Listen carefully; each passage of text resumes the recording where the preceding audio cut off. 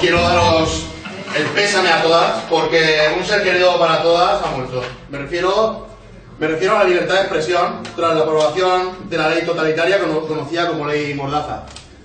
Desde aquí queremos expresar nuestra repulsa y condena. Bien, ahora sí podemos comenzar con la charla. En ella nos explicarán representantes de diversas organizaciones los peligros que se esconden tras las siglas TTIP. Tenemos a Verónica Gómez, de ATAC, que entre otras muchas cosas, nos explicará cómo va a afectar a los servicios públicos.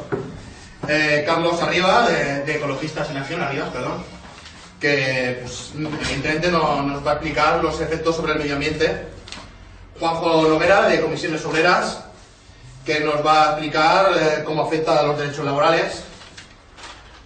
Paco Martínez, de Frente Cívico, que nos va a explicar sus efectos sobre la democracia, y Óscar Tortosa, de la plataforma Beldreta de Decidir, que nos explicará cómo afecta a la pérdida de soberanía. Muchas gracias y pueden comenzar.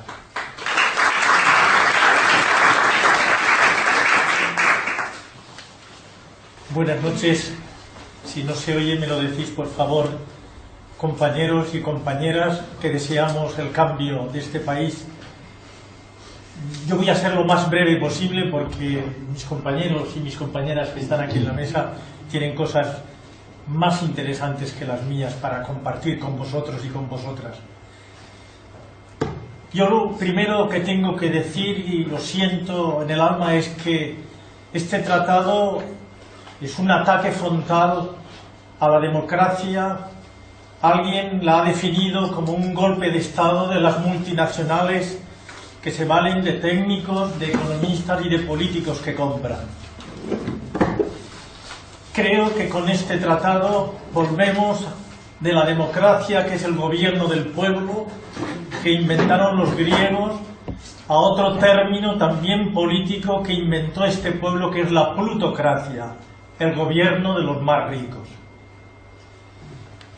Y podemos ver cómo este ataque a la democracia se plasma en tres momentos claves, que es el antes, el durante y el después.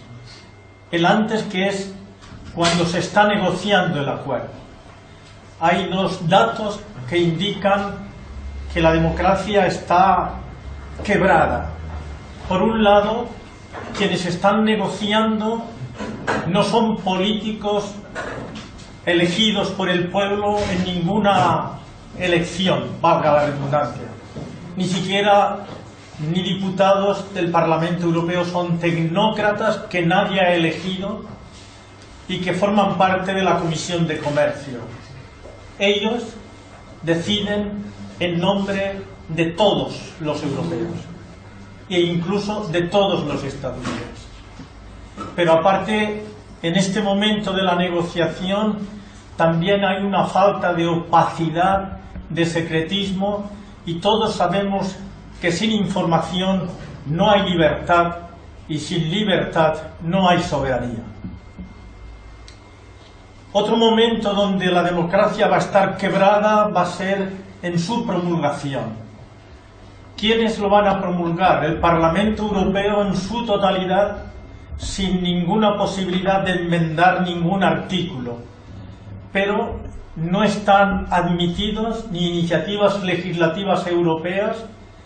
Tengo que también contar como alegría que hace unos días, no sé si en Bruselas, frente a la presidencia de la Comisión se presentó ya 1,5 millones de firmas. Lo que ocurre es que no se reconocen de momento como iniciativa, pero hay que seguir impulsando. Y es verdad que en los diferentes países cabría un referéndum, pero aquí no va a ser posible, porque ya en el 6 de mayo, ante una proposición no de ley de Izquierda Plural, hubo una respuesta en el Parlamento español donde Partido Popular, socialistas, CiU y UPyD se niegan a que haya en este país un referéndum sobre el Tratado de Libre Comercio. Y para terminar, durante la aplicación, una vez, esperemos que no, esté funcionando este maldito tratado, porque es maldito, hay una cláusula que en las siglas españolas es ADIE, ADIE, que es arreglo para la diferencia entre inversores y estados, en virtud de la cual cualquier multinacional puede impugnar ante un tribunal de arbitraje internacional que no es y no son jueces normales, puede impugnar cualquier decisión de gobierno, de parlamento que afecte a sus beneficios presentes o incluso a sus beneficios futuros. Esto, que ya hay una práctica, y no digo nombres de países y de empresas que lo han hecho para no alargarme, esto que significaría hipotecar la capacidad de hacer leyes, hipotecar la capacidad de gobernar para el servicio de lo público de la colectividad, por dos razones: por miedo a esos pagos multimillonarios, porque son multimillonarios y en el tribunal de arbitraje la mayoría de ellos lo han ganado las empresas, y porque luego te arriesgas a que si dices que no, tengas, como por ejemplo el caso de Argentina, Venezuela o Ecuador, cantidad de multinacionales que están invadiéndote con apelaciones a ese tribunal. Frente a un ataque a la democracia, y con esto termino, la defensa de la democracia, todos unidos, organizados y movilizados, lo mismo que ocurrió en el año, creo que fue 73, cuando se detuvo el acuerdo marco de inversiones, esto lo podemos y lo debemos de tener.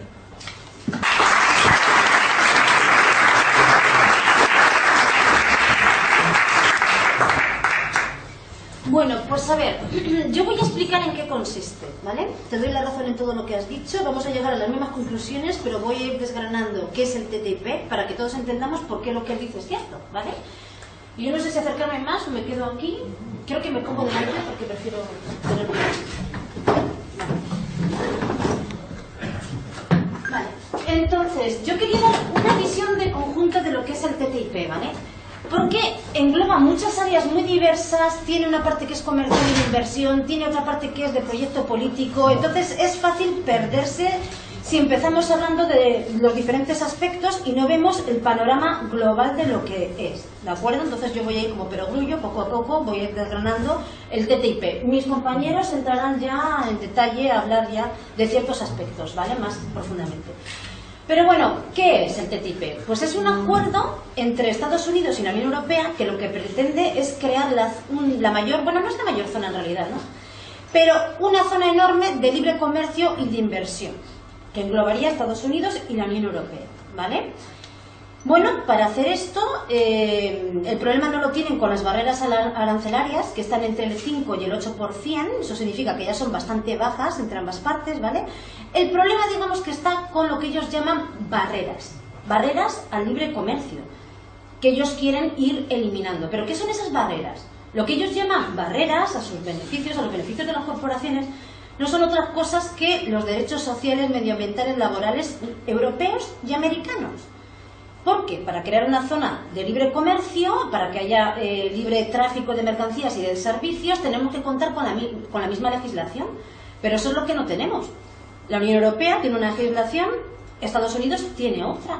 Entonces hay que hacer una equiparación, hay que irlas igualando. Y si no se igualan, por lo menos aceptar la otra como equivalente, ¿vale? Pero claro, ¿esto cómo se hace? No se puede hacer de manera que las más flexibles se igualen con las más exigentes. Lo van a hacer al revés, que las más exigentes, las que más nos protegen, y precisamente en aquellos campos donde es más necesario que nos proteja el medio ambiente, seguridad alimentaria, químicos, ¿no? Pues degradarlas para hacerlas más flexibles, equivalentes a las no flexibles. Porque eso genera más facilidad, más comercio, más libertad de movimiento para las corporaciones, más beneficios para ellos, pero eso no significa que sea mejor para nosotros, ¿no? Entonces, por ejemplo, para daros hay más de 17 áreas que se están debatiendo, ¿vale? 17 sectores distintos que entran en juego. Yo solamente voy a comentar por encima algunos y luego mis compañeros entrarán a profundizar en algunos de ellos, ¿vale? Pero, por ejemplo, en la mesa de debate entre Estados Unidos y la Unión Europea ha estado durante mucho tiempo el tema de los transgénicos, los productos modificados genéticamente, ¿vale?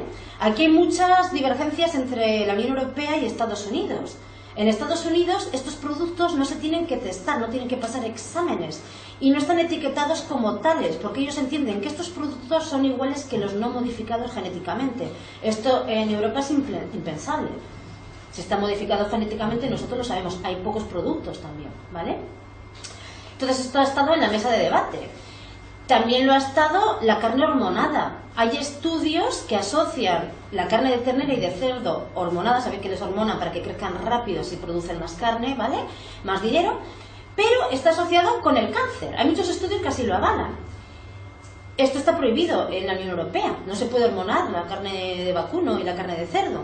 Tampoco se puede desinfectar el pollo con cloro, como se hace en Estados Unidos, porque se encuentran trazas de este tratamiento en la carne que se sirve al consumidor, ¿vale? Pues todo esto ha estado en la mesa de debate. Ahora mismo lo han parado y lo han dejado fuera, porque hay una oleada, ¿no?, de opinión pública en contra, alborotada, no precisamente en España, porque en España hay un bloqueo mediático total a dar información sobre el TTIP. O sea, no solamente que la Comisión Europea no nos deje acceder a esos documentos, no, es que en España en concreto esto no sale ni en los medios. Es triste. O sea, mientras de este tema se trata libremente en todos los medios en Francia, en Alemania, en Austria, en Reino Unido, aquí nadie sabe nada. Vale. En fin, pero como en otros sitios de la Unión Europea hay mucha oposición a esto, pues de momento lo han dejado fuera. Pero también os quiero decir una cosa.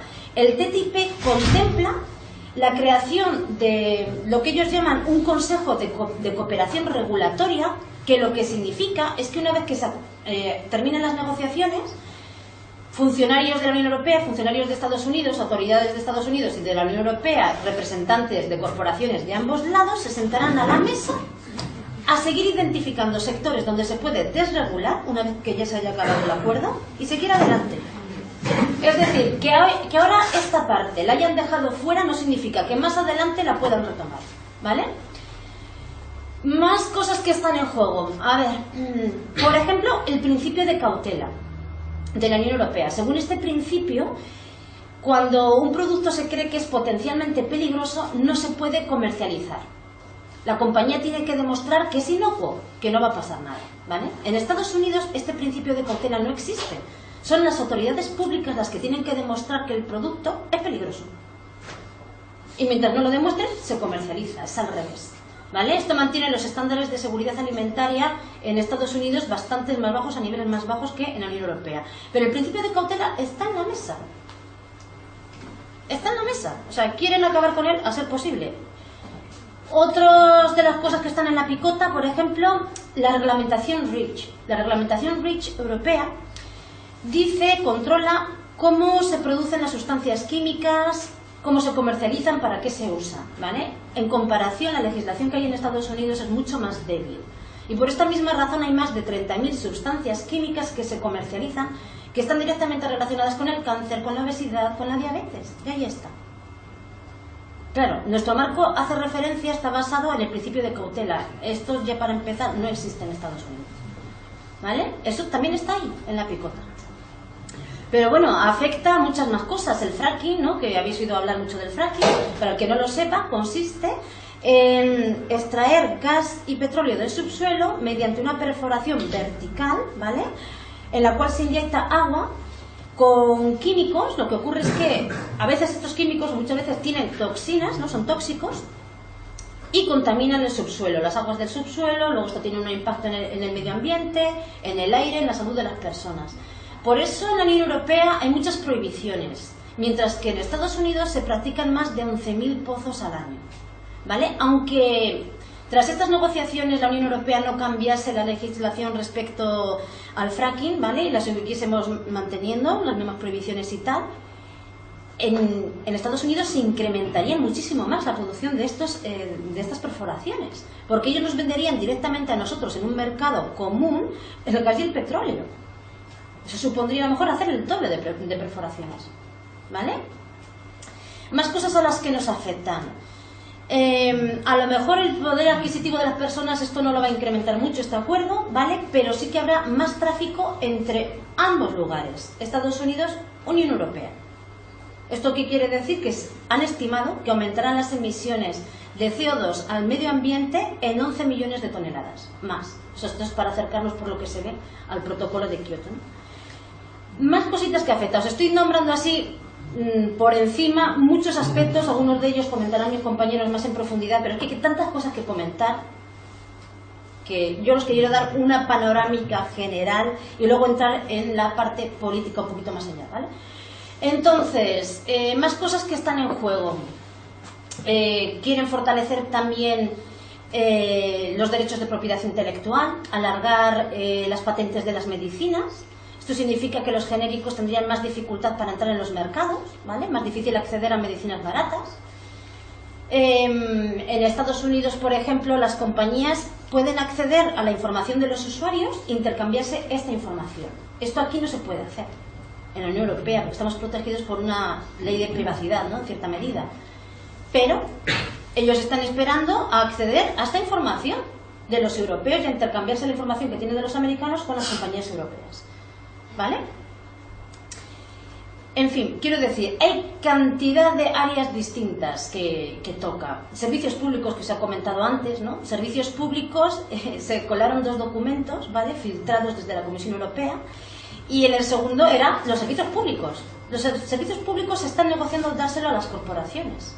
Significa más privatizaciones. De todas maneras, también hace ya tiempo que no hay políticas sociales en la Unión Europea, que no se hace política social, ¿vale? Pero bueno, esto significa, bueno, pues nada, adelante, más auge, más rapidez con las privatizaciones. Además, también las corporaciones quieren presentarse a la contratación pública con la misma igualdad que se presenta una empresa nacional, en las mismas condiciones. Vamos a ver, esto no tiene sentido. O sea, que tratemos igual a una corporación extranjera que a una empresa nacional. Además, la contratación pública puede ser un arma, una herramienta de desarrollo local y de creación de empleo local, si se da a empresas nacionales, locales. Pero frente a grandes corporaciones extranjeras, pues las empresas nacionales, las ONGs locales, las empresas sociales van a quedar relegadas, casi con total seguridad, ¿vale? A los americanos este acuerdo también les afecta. Por ejemplo, tendrán que volver otra vez a bajarse los sueldos como cuando firmaron el NAFTA en los años 90. El NAFTA es una zona de libre comercio y de inversión entre Canadá, Estados Unidos y México. Cuando esta zona de libre comercio se creó, pues automáticamente a congelarse los sueldos y si no perdían el trabajo. Y en muchos casos lo perdieron. Les prometieron 20 millones de puestos de empleo y perdieron 1, ¿vale? En México perdieron las condiciones que tenían en sus empleos tradicionales. Las condiciones eran mejores. Ahora trabajan en condiciones de semiesclavitud. Y esta ha sido la situación. Si nosotros abriésemos esta zona entre la Unión Europea y Estados Unidos, ocurriría lo mismo, porque entramos a competir.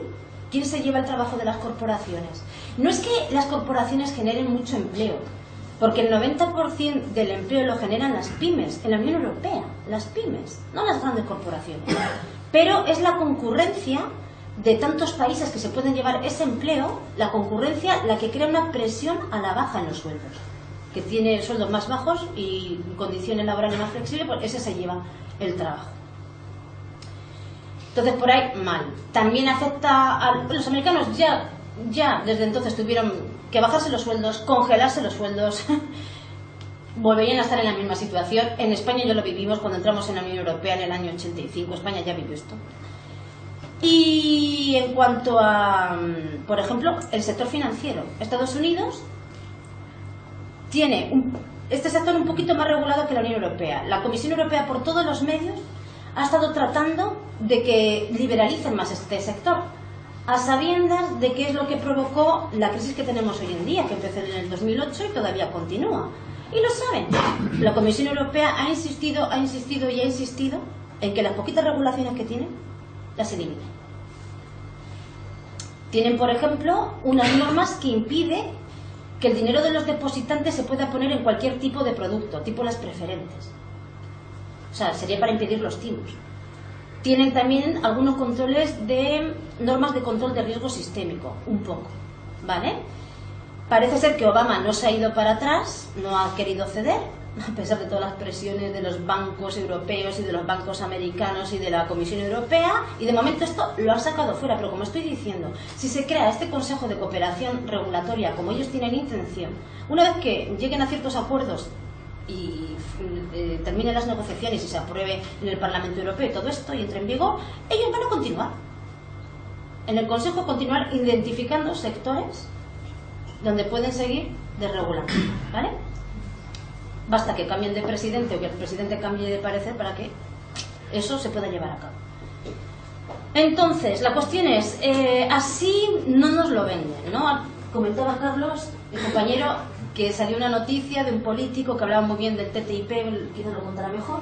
No, claro, ellos ¿qué es lo que dicen para vender el TTIP? Lo que dicen es que va a crear millones de puestos de trabajo, que va a aumentar el PIB. Claro, todos son ventajas, lo tienen que vender así, ¿vale? Yo quiero decir una cosa, la misma Comisión Europea cuando hizo un estudio sobre este tema dijo que el crecimiento del PIB sería del 0,5, pero a lo largo de 10 años, eso es 0,05%. Eso en el dinero en el bolsillo de las familias, eso no se nota. En cambio, lo que tenemos que perder en materia de regulaciones es mucho. Y no es la única cosa.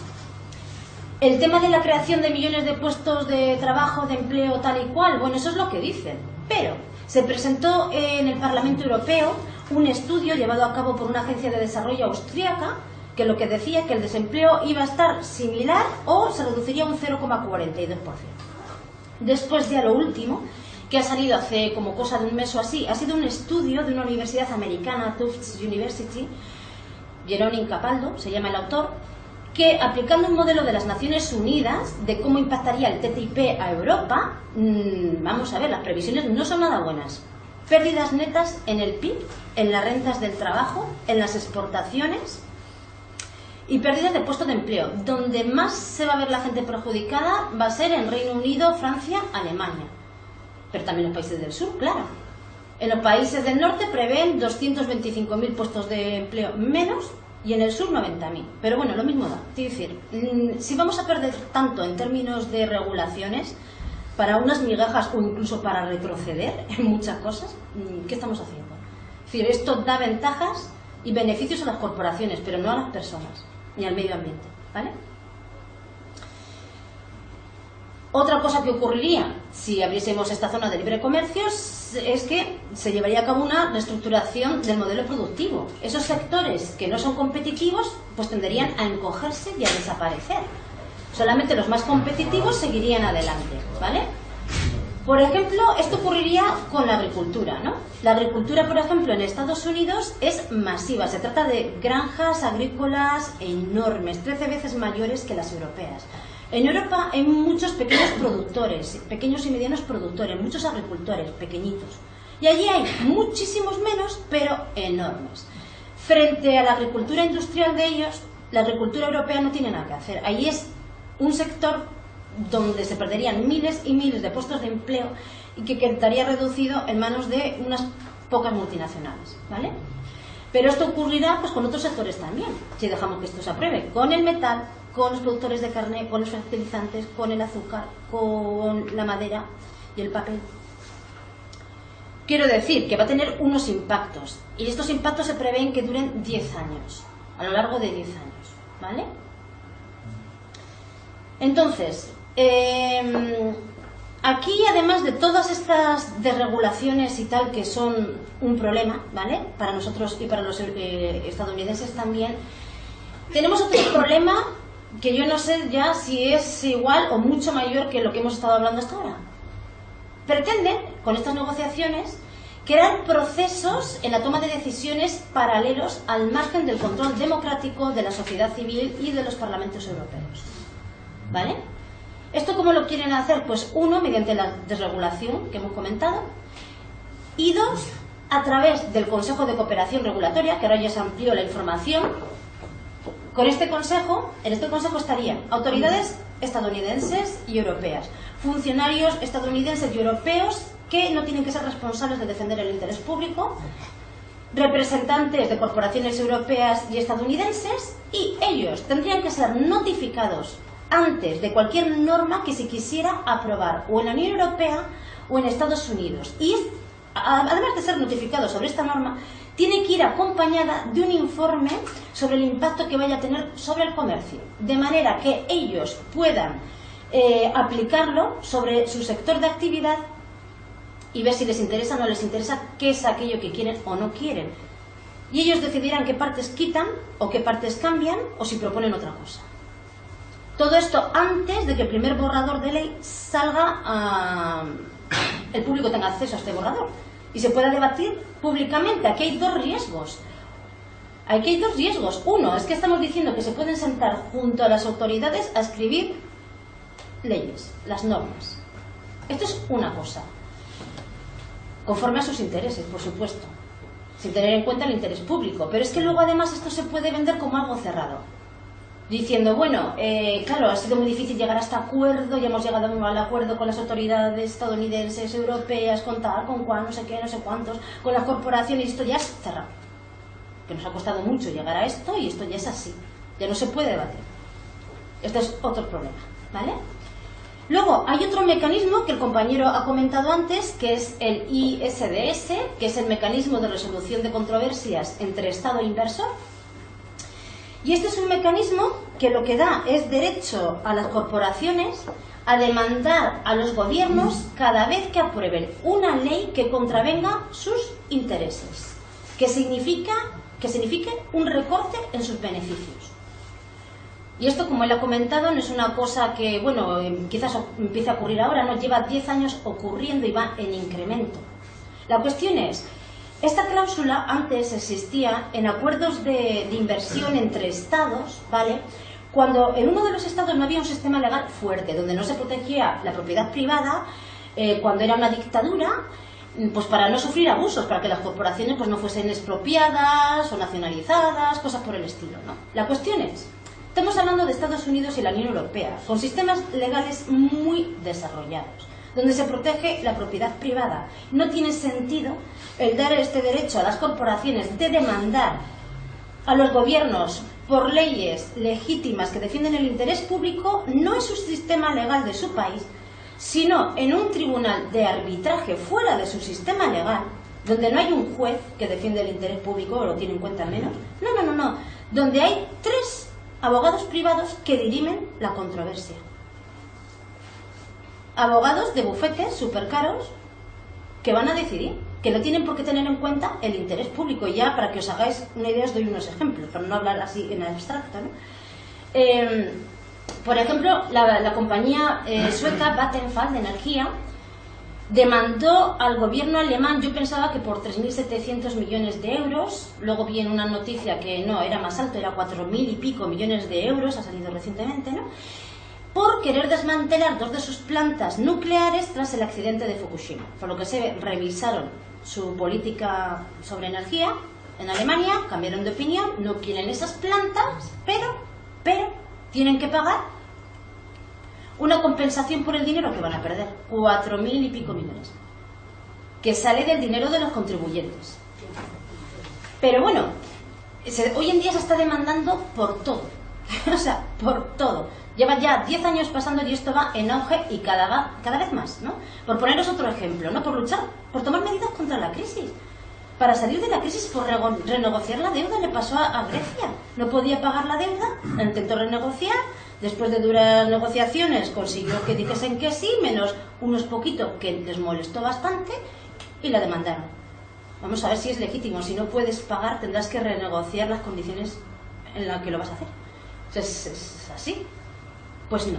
Eso significó una demanda. Argentina, por congelar los rangos de interés en época de crisis de los servicios públicos de agua y de electricidad para que siguiesen siendo asequibles a los ciudadanos.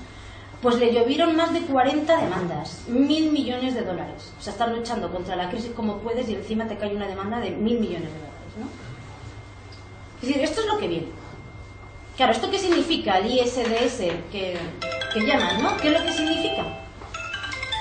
Pues significa daños tremendos a los presupuestos, encima en época de crisis, significa pérdida de soberanía para los gobiernos, porque parece que no van a ser ellos los que decidan qué es el interés público y qué les conviene, no van a poder defenderlo. Significa también una inversión totalmente de lo que debe de ser el derecho, pérdida de democracia, es poner el derecho privado por delante del derecho público y del interés público, es el mundo del revés, pero esto está ocurriendo ya. Y lo que además pretenden es que esto vaya a más. La Comisión Europea no solamente quiere, dentro del TTIP, que exista esta cláusula, sino que la quiere poner en todos los acuerdos que tiene la Unión Europea. Ya solamente entre los países de la Unión Europea hay 1.400 acuerdos. Quiere revisarlos todos e incluir esta cláusula. Un dato más sobre este tema. En el TTIP, con esta cláusula, habría 75.000 multinacionales que podrían demandar a los gobiernos. 75.000. Entre europeas y americanas, por ejemplo. Entonces, ya para ir acabando, solamente deciros que, bueno, el acuerdo de libre comercio e inversión entre Estados Unidos y la Unión Europea no es simplemente un acuerdo de comercio y de inversión. Estamos hablando de muchísimo más. Es un proyecto político con objetivos muy claros. Y detrás de este proyecto político están las élites económicas y políticas europeas y americanas. ¿Cuáles son sus objetivos? 1. Eliminar derechos y logros que han conseguido los pueblos hasta la fecha. 2. Imponer un único modelo productivo, porque probar con cualquier otra alternativa o otros intentos de modelos distintos va a ser imposible, porque esas demandas van a estar ahí y porque a través de normas supervisadas por ellos va a ser imposible. Y tercero, lo que pretenden también es mantener su hegemonía en el mundo. En el momento en el que hay países emergiendo, países potentes, la Unión Europea y los Estados Unidos lo que quieren es sentarse ahí y decir, no, no, aquí mandamos nosotros, ¿no? Y bueno, y con esto ya he acabado, simplemente es para que tengáis una panorámica general de lo que es el TTIP, porque es muy amplio y es muy complejo, ¿no? Y ya dejo a mis compañeros que profundicen.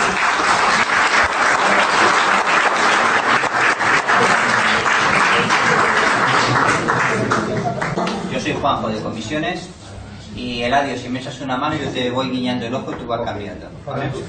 Bueno, cambia. Vale, TTIP. No nos perdamos en las siglas, ¿vale? Normalmente yo os he puesto las siglas en inglés porque normalmente dado que es un acuerdo, en este caso transatlántico, de comercio e inversiones, las siglas en castellano serían ATCI, pues normalmente se van desarrollando en inglés. Muchos de vosotros os plantearéis, no sabía nada de este tema y por tanto no debe ser importante. Yo le voy a dar la vuelta. No sabíais nada de este tema porque es lo suficientemente importante como para que no os hayan dicho nada, ¿vale? Ya lo ha comentado la compañera. Ni siquiera los parlamentarios europeos, que es el Parlamento Europeo en el que, resumidas cuentas, no puede plantear enmiendas, pero tendrá que decir sí o no al tratado que se le plantee. Ni siquiera los parlamentarios europeos tienen acceso a los textos. Solamente sabemos que después de cada ronda de negociaciones, que han terminado ahora, creo recordar, la séptima, después de cada ronda de negociaciones se hace un resumen de las negociaciones. Pero el texto de los acuerdos no lo conocemos, ni lo conocen los parlamentarios europeos. Hay una sala, una pequeña sala, dentro del Parlamento Europeo, a la que no se deja acceder a todo el mundo. Y a los que se deja acceder, no se les deja acceder ni con móvil, ni se les permite hacer fotocopias, ni se les permite hacer absolutamente nada. Solo leer el texto, aquellos parlamentarios acreditados para ello. Por tanto, es un tema que efectivamente se lleva con mucho secreto, no porque no sea importante, sino lo contrario. Estamos hablando de algo así como de una OTAN económica. Una OTAN económica. Bien. Está el TTIP, está el CETA y está el TISA. El CETA, me mareo, si volvemos al pronuncio, creo que va mejor. CETA, Acuerdo Integral Económico y de Comercio, ¿vale? Este se ha firmado ya, ¿eh? Este es entre la Comisión Europea y Canadá. Ahí veréis que no aparece el nombre de los Estados Unidos, pero bueno, en cierta medida nos da igual, porque muchas de las empresas multinacionales de Estados Unidos, al estar implantadas en Canadá, pues nos podrán demandar vía Canadá. Pasamos la TISA, Acuerdo de Comercio de Servicios, entre ese montón de países. Prácticamente de todos, pero observad, curioso, no están los países emergentes, es lo que comentaba la compañera Verónica. Ahí no encontramos a China, no encontramos a India, no encontramos a Rusia, no encontramos a Brasil. ¿Por qué? Ahora lo explicaré. Vale, pasamos, Eladio. Vale, nos queda el TTIP, que bueno, sería Unión Europea y, en este caso, con Estados Unidos. ¿Ventajas? Pues evidentemente nos vende las ventajas, ¿no? Más riqueza, nos dicen, empleo. Vamos a generar, ¿os acordáis aquello de Felipe González? Vamos a poner 2 millones de puestos de trabajo, que nunca aparecieron. Bien, ahora nos dicen, va a haber 400.000 puestos de trabajo, pero ¿en cuánto tiempo? Eso no nos lo dicen. En 10 años. Crecimiento, sí, pero ¿para quién? Porque es que a lo mejor los beneficios que se obtengan, si se obtienen, no van a ser para vosotros. Van a ser para las empresas multinacionales. Se dice, va a haber 110.000 millones de incremento del Producto Interior Bruto para la Unión Europea en 10 años. Un incremento, decía Verónica, bueno, sí, las previsiones, hay diferentes estudios, pero bueno, se mueven en esos márgenes, ¿vale? Si fuera el 0,1%, en 10 años se convierte en el 0,01% anual. Últimamente en Bruselas, hubo un par de días, el lunes, martes, un encuentro de la Izquierda Alternativa Europea en Bruselas sobre el tema del TTIP, y se venía a decir gráficamente que para el 2027 este acuerdo supondría un café para cada uno de los europeos. ¿Vale? Ya está. Pasamos. Los problemillas, porque hay problemillas, ¿vale? Estos no los verbalizan tanto, pero los hay. El ISDS, lo ha comentado Verónica, la solución de controversias entre inversores y estados. Un ejemplo gráfico.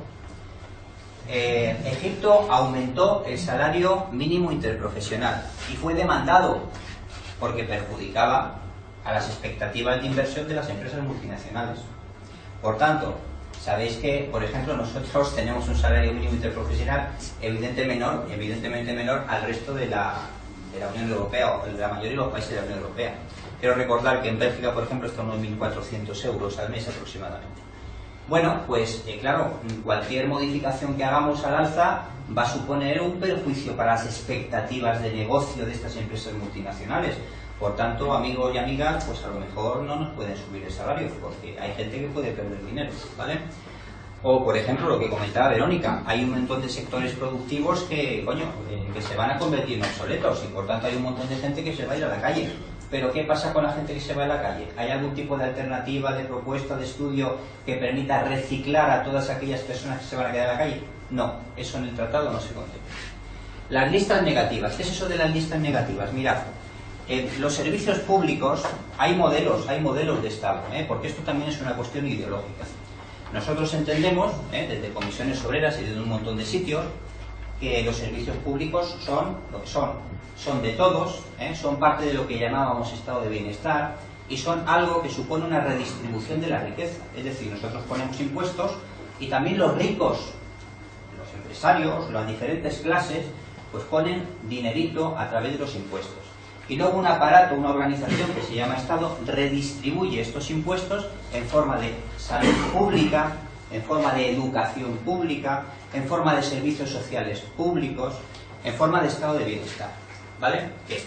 Y esto se gestiona por medio de servicios públicos. ¿De qué se trata ahora? Se trata de que las empresas multinacionales, todos estos países que os he dicho que hacen parte del TTIP, son 2/3 partes del planeta en cuanto al volumen de gestión del comercio de servicios. ¿Bien? Por tanto, de lo que se trata ahora es de depredar los servicios públicos. Consiste en extraer beneficios privados y hacer privado lo que era de todos hasta ahora. Por tanto, una salud privada, una educación privada, una beneficencia privada, ya no hablaremos de servicios sociales, y eso de las listas negativas supone que en este tratado todo aquello que no se exceptúe explícitamente quedará excluido y, por tanto, será susceptible de que una empresa multinacional lo convierta en un negocio privado. Pero en 1800 no existía el suministro eléctrico, y a lo mejor en 2080 no existen lo que ahora, o vienen a existir en el 2080, determinados servicios que ahora nosotros no contemplamos como posibles. Bien, no podremos hacer públicos estos servicios, porque eso supondrá que no estaban incluidos en el tratado, y por tanto, no se podrá avanzar en hacer servicios públicos, porque todo será privado y se blindará que estos servicios sigan siendo privados. Desregulación, pues también, ahora os comentaré algo sobre ello. Una privatización absoluta de todo. Lo comentaba la compañera Verónica, no se trata de reducir aranceles, ya son pequeños. Se trata de desregularlo todo, del santo libre mercado, que sea lo que lo regule. Deterioro de las condiciones laborales, y ahora os explicaré por qué el deterioro de las condiciones laborales. Estados Unidos no ha suscrito 70 convenios de la Organización Internacional del Trabajo. Prioritarios de gobernanza, os voy a decir qué convenios Estados Unidos no ha suscrito, ¿vale? Mirad, de gobernanza, que se denominan prioritarios, Estados Unidos no ha suscrito convenio sobre la inspección de trabajo, no la quiere. No ha suscrito un convenio sobre política de empleo, no las quiere las políticas de empleo. No ha suscrito convenios sobre el trabajo forzoso. No ha suscrito convenios sobre libertad sindical y protección del derecho de sindicación. No ha suscrito convenios sobre la negociación colectiva. No ha suscrito convenios sobre la igualdad de remuneración. No ha suscrito convenios sobre la discriminación en el empleo. Y Estados Unidos ni siquiera ha suscrito el convenio de la OIT sobre la edad mínima para trabajar. Bien, por tanto, primero, se desregulariza, y segundo, nos vamos a igualar todos a la baja, ¿vale? Bien. Distribución de la riqueza. Sí, a lo mejor se genera riqueza, pero el problema no es que se genere riqueza, es cómo se distribuye la riqueza. Y si la riqueza no se reparte entre todos, sino que la riqueza se queda en donde se pretende que se quede, que es en los beneficios y en la cuenta de resultados de las empresas multinacionales, a nosotros no nos beneficia. Destrucción del empleo obsoleto, por supuesto. Y ahora voy a utilizar los ejemplos del NAFTA, que lo ha comentado Verónica, que ya tenemos una experiencia de 10 años de vigencia del NAFTA. El NAFTA es el acuerdo de libre comercio, igual que lo que se pretende ahora entre la Unión Europea y todos estos países de los que hemos hablado, pero ya durante 10 años tenemos la experiencia de lo que ha ocurrido en Canadá, Estados Unidos y México. Se destruyó mucho empleo y no se generó empleo muy bueno. Cambio de modelo social y político, y eso lo comentaba el compañero al principio. Esto es mucho más importante que un mero acuerdo del dinerito, que ya tiene su importancia. Se quieren cambiar muchísimas cosas, y os haré una breve referencia a eso. Guiño otra vez el ojo y el lado de cambiar. Vale, ¿para qué estos tratados? Os lo he dicho, no se trata de la reducción de aranceles. Mirad, hay un tema importante, lo podéis ir leyendo, ¿qué es esto? Es un acuerdo geoestratégico. Veréis, os he dicho que quedan excluidos los países emergentes, ¿vale? Si se hace este tratado, supone que aquellos países que controlan, insisto, las 2/3 partes, por ejemplo, del comercio de servicios a escala mundial, generarán un sistema y un estado de cosas que les permitirá a cualquier otro que quiera subirse al carro imponer las condiciones que ellos quieren. Y eso es lo que genera con respecto a los países emergentes: Brasil, India, China, Rusia y Sudáfrica. Por tanto, se está arrinconando a estos países, ¿vale? Pasamos. ISDS, lo ha comentado la compañera. Mirad, una de las bases de un Estado democrático y de derecho, eso lo dice la Constitución Española del 78, no hay otra, es que la justicia es igual para todos, ¿vale? Que la justicia se basa, bueno, pues en una normativa democrática, ¿no? Pero esto del ISDS supone que mientras que todos jugamos con una sola baraja, va a haber gente que pretende jugar con 2 barajas.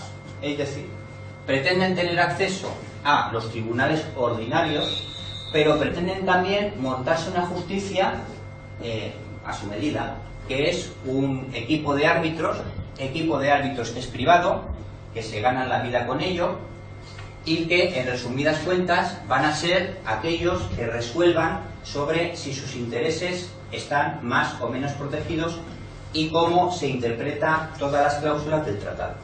Por tanto,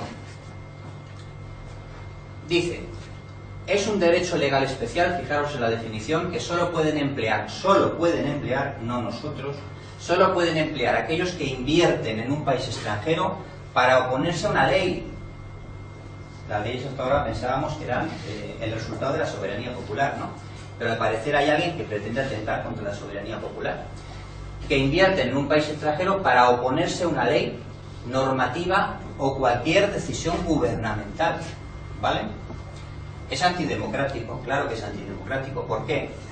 Por desigual, porque solamente puede acceder a esto el que tenga dinero además para pagárselo, porque son árbitros privados a los que no ha elegido nadie, porque es muy costoso, y eso también es un chantaje para los gobiernos, porque ningún gobierno se va a exponer a una demanda de muchos cientos de millones de euros si puede evitarlo. Y porque es a dos bandas, efectivamente, ¿vale? Y hay una serie de cláusulas encima que les garantiza a esta gente que van a estar en una situación de fuerza, de superioridad, de prevalencia respecto a los propios estados, ¿vale? Estas cláusulas, por ejemplo, significan que la situación actual que tenemos la van a mantener para siempre. Esa es la cláusula de estatuto, ¿vale? Por ejemplo, pasamos. Se garantiza que no va a haber cambios normativos que puedan perjudicar a sus inversiones. Las listas negativas os las acabo de explicar, ¿vale? En resumidas cuentas, se trata de un futuro a prueba de cambios. Las condiciones de prestación del servicio vienen fijadas por el mercado, pero no por los gobiernos, mirad, lo de los servicios públicos siempre se había dicho que tenían que ser asequibles.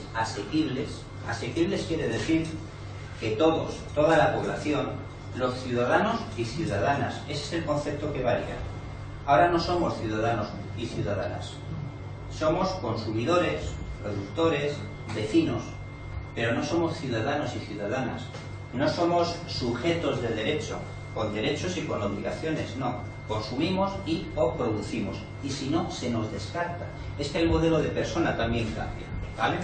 Bien, asequible significa que los servicios son para todos. Universales significa que los servicios son para todos. Asequibles, que todos podemos acceder a los servicios, independientemente de nuestra capacidad adquisitiva y nuestros ingresos. Y sobre bases no lucrativas, porque los servicios no pretenden, hasta ahora el concepto de los servicios públicos es que no pretenden generar beneficios, no es un negocio, es un servicio que pretende tener una sociedad cohesionada bajo un principio, bajo el principio de dignidad y de igualdad. Bien, si los servicios públicos los convertimos en servicios privados, están sujetos al beneficio y por tanto, y a la rentabilidad, por tanto, dejan de ser asequibles. Uno podrá acceder al servicio público que pueda pagarse. Dejan de ser universales, no son para todos, serán para aquellos que puedan pagárselos. Y por supuesto, sí van a ser sobre bases lucrativas, porque que se dé o no se dé el servicio va a depender de la rentabilidad. Hasta ahora, aunque uno viviera en el campo, iba un cartero y le metía la carta en el buzón, aunque ya no hay cartas, pero le llevaban el paquetito o el aviso de la notificación del ayuntamiento. Eso ya no es rentable y va a dejar de ir, es un ejemplo, si queréis, tonto, pero extenderlo a más cosas. Va a dejar de ir al cartero porque no es rentable que vaya el cartero a la casa de todos y cada uno de nosotros. Y esto ya no es nuevo, es real. Se van a poner unas taquillas en determinadas zonas y la gente tendrá que desplazarse a coger sus notificaciones o sus paquetitos. ¿De acuerdo? Y a lo mejor hay centros de salud que no es rentable tener en determinados sitios rurales. ¿Por qué no es rentable? Porque habrá que ponerlo, cerrar 4 de aquí, de aquí, de aquí, de aquí y centralizarlo aquí. Y si tarda 1 hora la ambulancia en llevarte, pues tardará 1 hora. Pero los servicios que ya no son públicos van a depender de que sean o que no sean rentables. ¿Bien? Vale. Por tanto, desaparece también el concepto de función pública. ¿Para qué sirven los funcionarios? Por más que se haya pervertido en algunos casos el funcionamiento de los funcionarios. Mirad, los funcionarios tienen una estabilidad en el empleo porque así pueden defender con objetividad los intereses generales. Y ya hubo una época, en el siglo XIX, en que dependiendo del gobierno, los funcionarios de afines entraban a trabajar y los funcionarios no afines se iban a la calle. Había un escritor llamado Valle Inclán que describió estas cosas. ¿Vale? Bien. Si un funcionario no tiene estabilidad en el empleo y por tanto no es un servicio objetivo a los intereses generales, sino que mi puesto de trabajo depende del jefe, si a mí el jefe me dice que firme, firmo, porque mis lentejas, mis habichuelas dependen de que yo haga o no haga lo que me diga el señor de turno. Y por tanto, si ahora lo tenemos mal, lo vamos a tener peor. Cambiamos. Desregulación. Mirad, ¿las normas para qué sirven? Las normas sirven para que todos sepamos las reglas del juego que tenemos. Y las normas defienden al débil, porque el fuerte ya tiene su fuerza y puede imponer sus propias condiciones. Y cuando se establecen leyes son para defender al débil. ¿Bien? Entonces, ¿qué quiere esto de la libertad de los mercados? ¿Qué es? ¿Qué es esto? Esto significa que los mercados campen a sus anchas, que el que tiene fuerza ejerza su fuerza y que no tenga normas que le aten, que no haya leyes que lo limiten. Eso es desregular. Bien. ¿Y qué se pretende que se desregule? ¿Dónde quieren campar a sus anchas? Pues quieren campar a sus anchas en todo, en políticas de empleo, en seguridad social, en protección al medio ambiente, en salud y seguridad en el trabajo. ¿Qué rayos seguridad y salud en el trabajo? Si es rentable, que se haga, y si no es rentable, que no se haga, si sobra gente, compañeros, si sobra gente.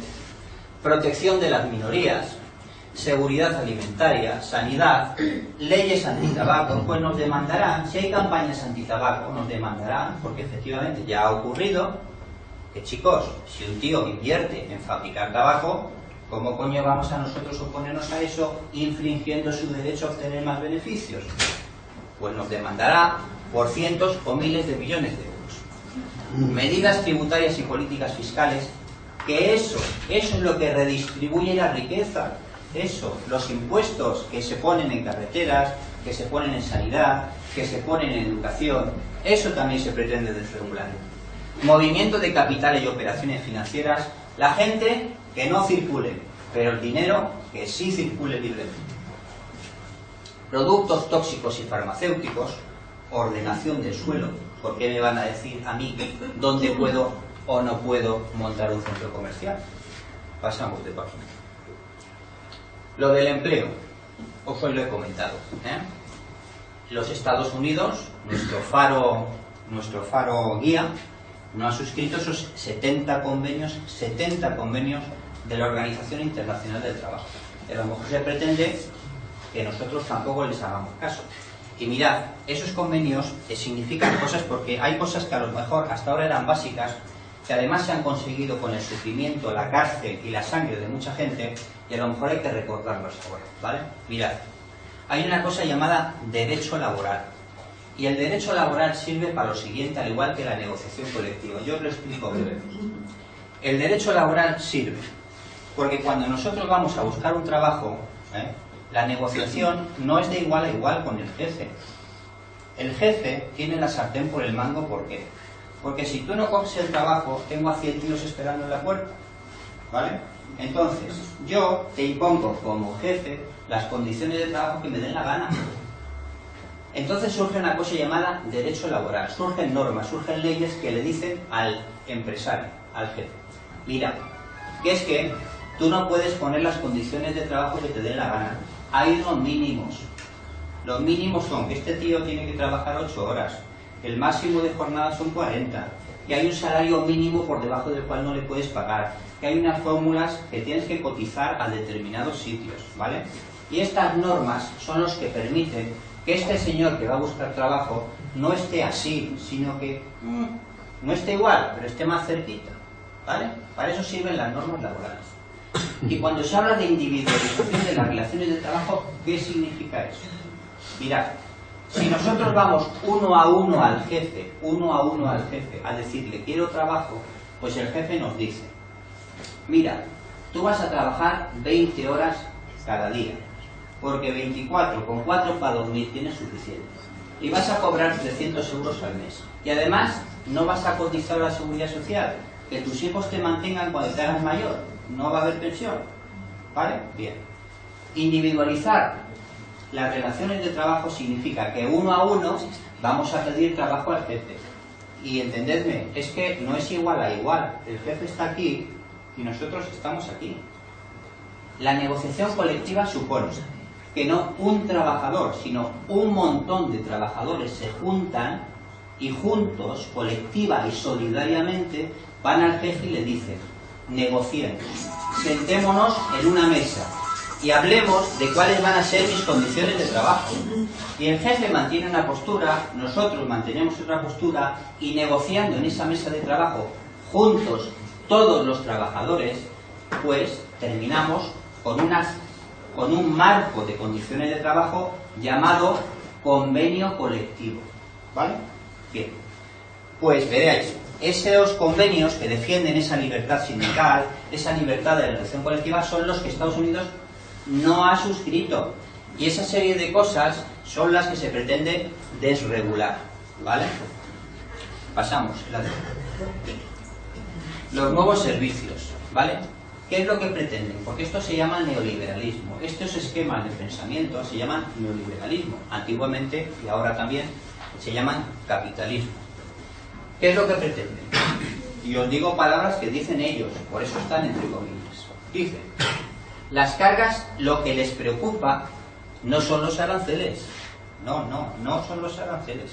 Lo que les preocupa son las cargas diferenciales en materia de reglamentación.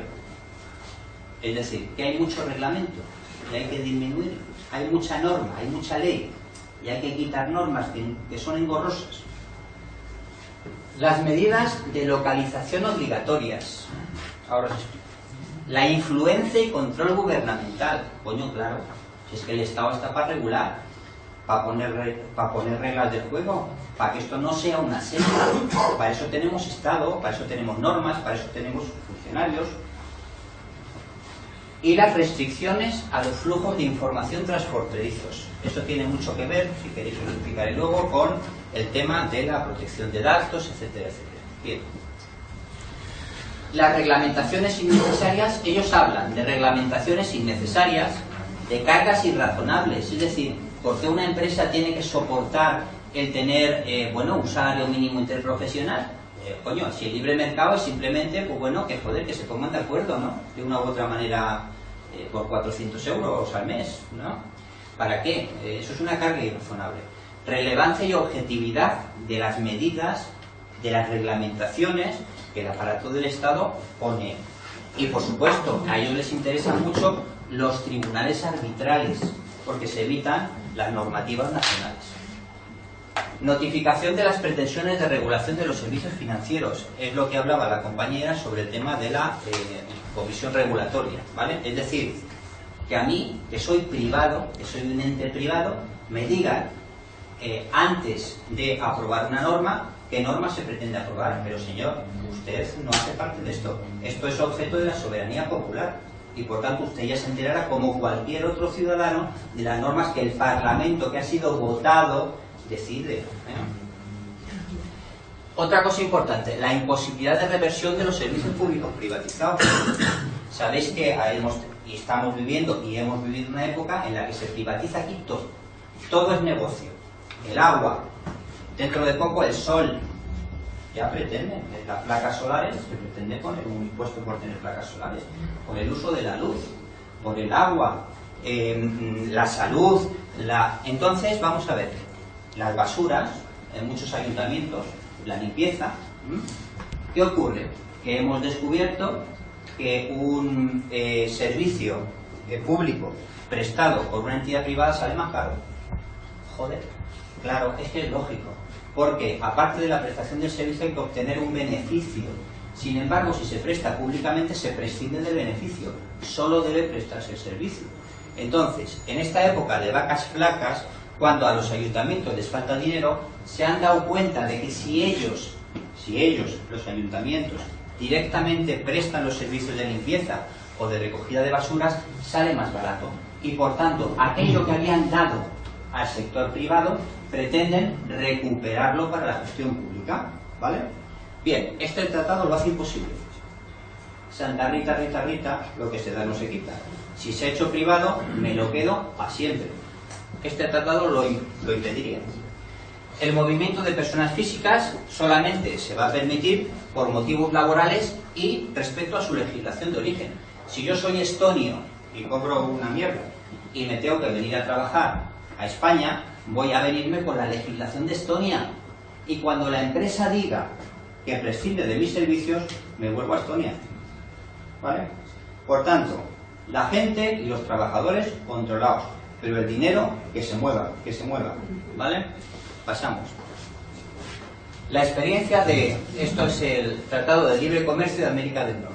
Bien, esto es lo que os decía antes, son unos ejemplos para ilustrarnos. Esto de lo que os estoy hablando no son teorizaciones.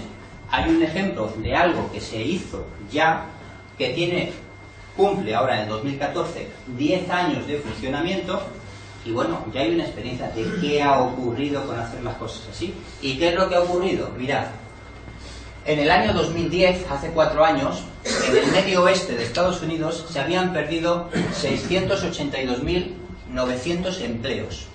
Se habían perdido, no ganado, perdido. Los salarios y las prestaciones eran más bajas, ¿eh? Y por supuesto los sindicatos habían sido decapitados. ¿Por qué? Porque los sindicatos son aquellas organizaciones de trabajadores, como lo entendemos, que son las que se ocupan de estas cosas que os he dicho, de defender los intereses de trabajadores y trabajadoras, entre otras cosas por medio de la negociación colectiva. Bien. En la frontera de México con Estados Unidos se habían perdido 400.000 empleos más. Hay muchos datos que no sabemos, porque también es verdad que no se dan a la opinión pública, pero estos sí. Los salarios más bajos. Hemos hablado de que a lo mejor se genera riqueza, pero el problema es cómo se distribuye esta riqueza. Pues veréis, aquí tenéis cómo se distribuye esta riqueza. Los beneficios se concentraron en 500 empresas transnacionales, no en la gente, en las empresas y en el reparto de beneficios de estas empresas. Se disminuyó la protección laboral, se privatizaron sectores esenciales como por ejemplo el energético, se aniquilaron a los pequeños productores y especialmente a los agrícolas. 8 millones de mexicanos tuvieron que emigrar a Estados Unidos porque habían perdido el empleo y no tenían opción a conseguir empleo nuevo. Se sustituyó la producción nacional por importaciones, claro. Disminuyó a la mitad el poder adquisitivo de las familias. Ejemplo, la cesta básica, con los productos básicos que necesita una familia para vivir, en el año 94, cuando comienza el tratado en cuestión, era 12,53 horas de trabajo.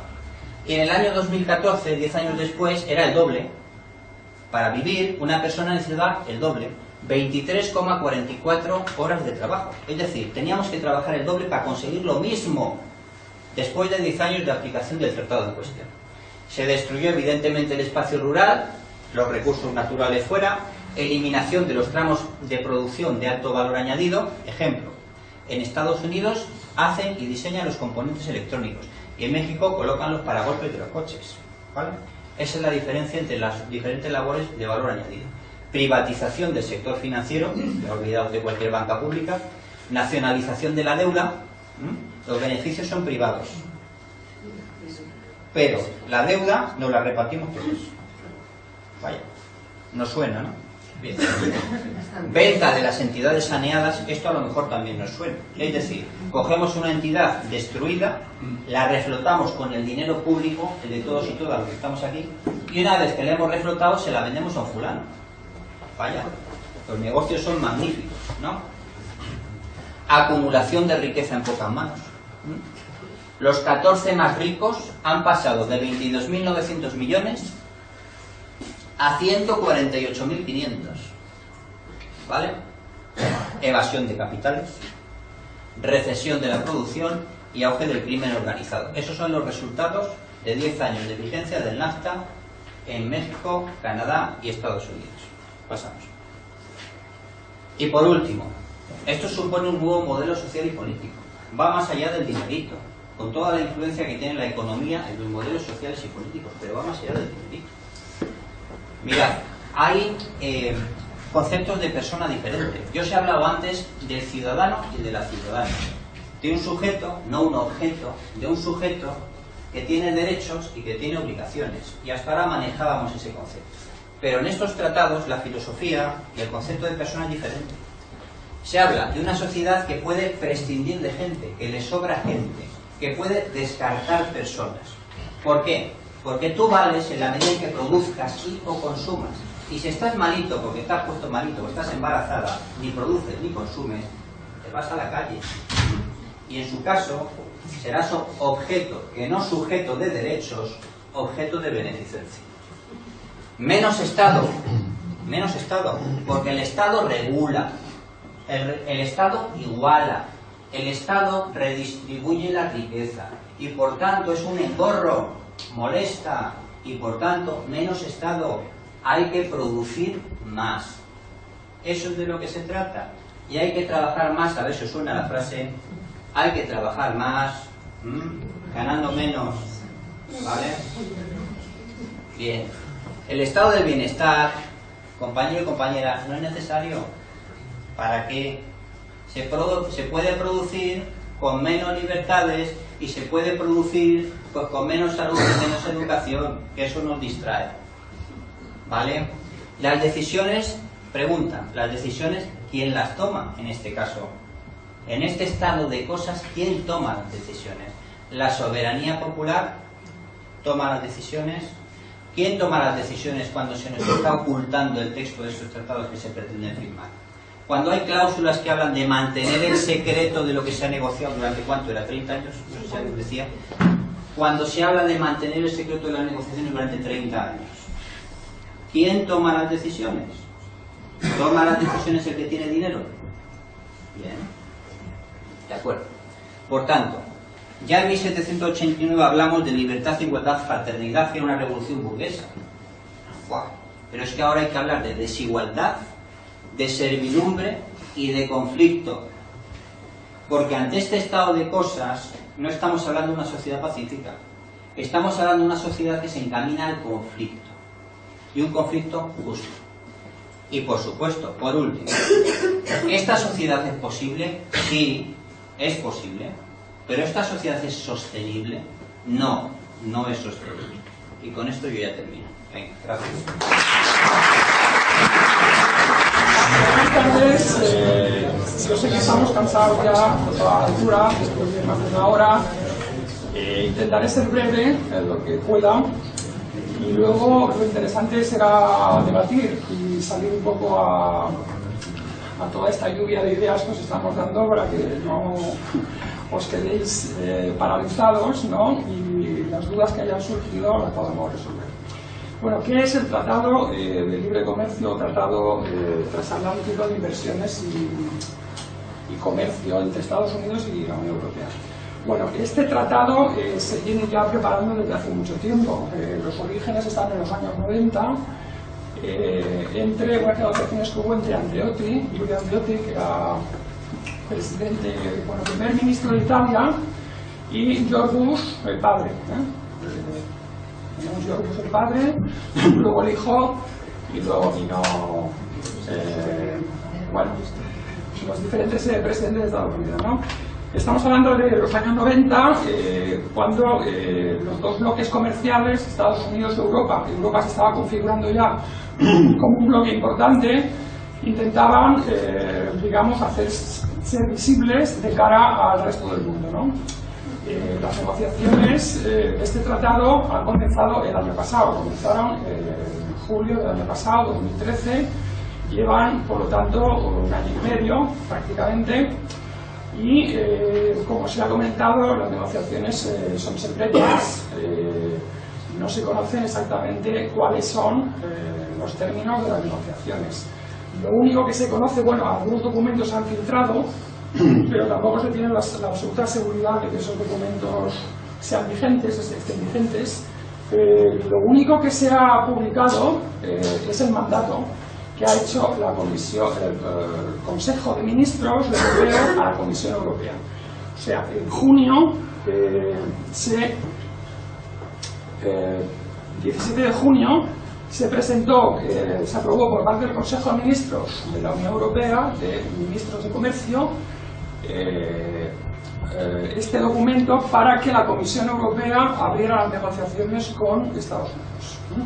Bueno, vamos a ver diferentes partes del documento, puedes ir pasando. Bueno, este documento, aquí está la versión inglesa, el párrafo, lo vamos a ver ahora la versión castellana, está una versión traducida al castellano.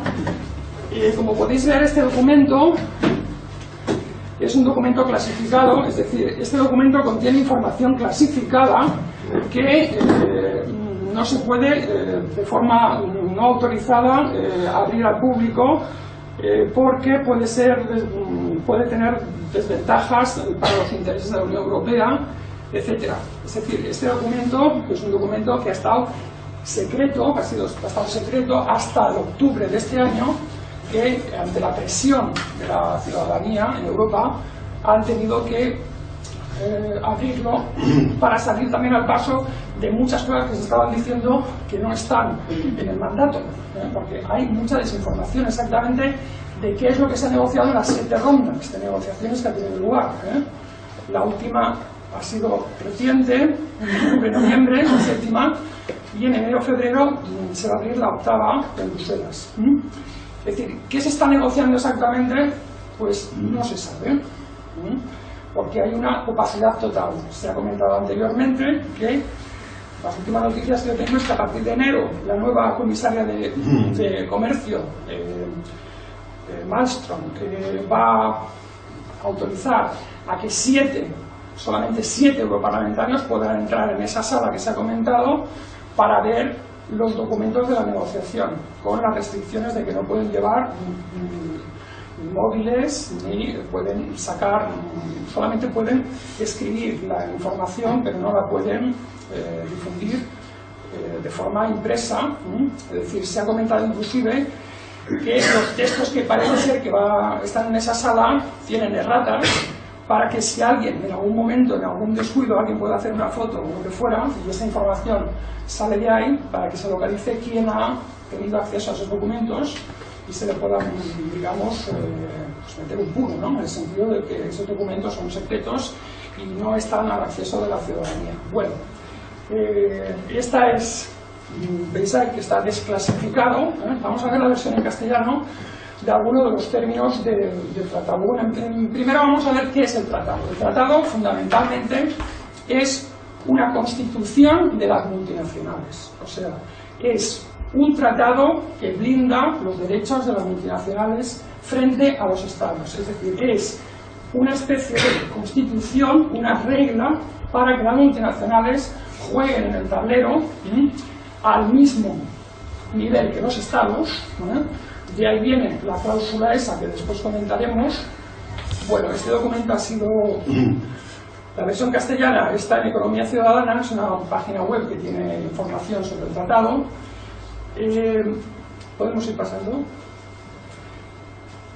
Es una, digamos, constitución de las multinacionales. Es un tratado en el cual se arbitran las reglas del juego de las multinacionales y los derechos de las multinacionales. O sea, no se habla de derechos de los ciudadanos, sino de los derechos de las multinacionales frente a los estados y a los inversores. Es decir, es un tratado que protege a los inversores.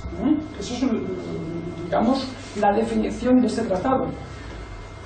Como se ha comentado anteriormente, la Unión Europea, junto con Estados Unidos, forman aproximadamente, tienen el 33% del Producto Interior Bruto mundial, pero tienen el 50% del comercio. Esas proporciones van disminuyendo progresivamente, porque, como se ha comentado también, los emergentes, los países emergentes, los países BRIC, cada vez tienen una importancia económica mayor. China va a superar, el Producto Interior de China va a superar al de Estados Unidos. Por ejemplo, tiene más emisiones ya de gases de efecto invernadero China que los Estados Unidos. Y esa tendencia va a ser progresiva, ¿no? Está India, está Rusia, la Federación Rusa, que es un país inmenso, con unas potencialidades inmensas, y que las economías de esos países van a tener cada vez una parte de la tarta del comercio internacional mayor. Y por lo tanto, estos dos bloques comerciales se quieren proteger frente a ese creciente ascenso de estas economías emergentes que están creciendo.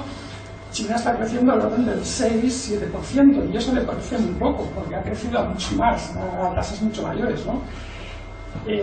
Bueno, si queréis vamos a ver exactamente cuál es el mandato del Consejo de Ministros Europeo a la Comisión, y es el documento, digamos, que establece el marco de negociaciones desde el punto de vista de Europa, a los negociadores europeos.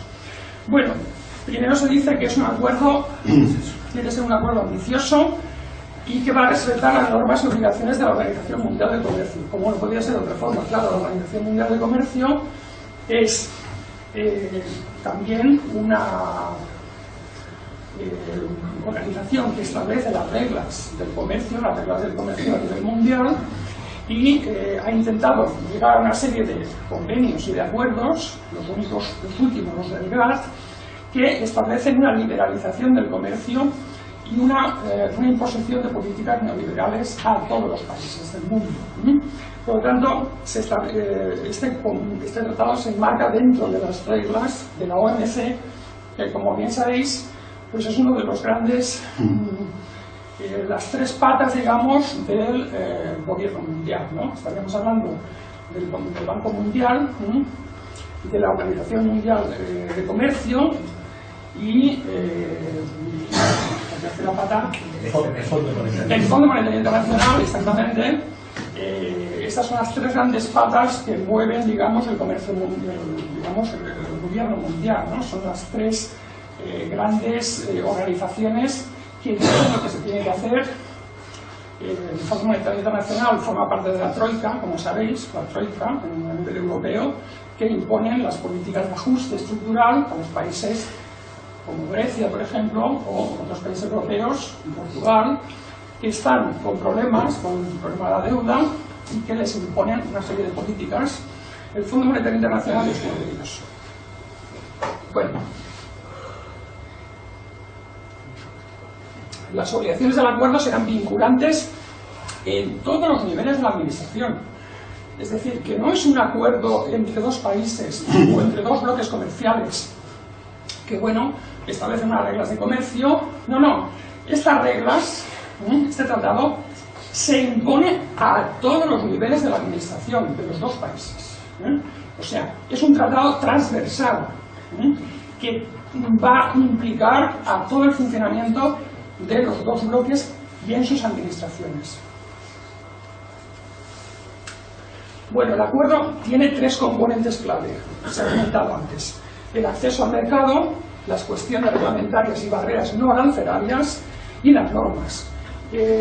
Estos tres componentes formarán parte de un acto único que garantiza un resultado equilibrado entre la eliminación de derechos, la eliminación de obstáculos reglamentarios, etc. O sea, estamos hablando de, por una parte, barreras arancelarias, como se ha comentado, disminución de las barreras arancelarias, pero la parte más importante es las cuestiones reglamentarias y las barreras no arancelarias.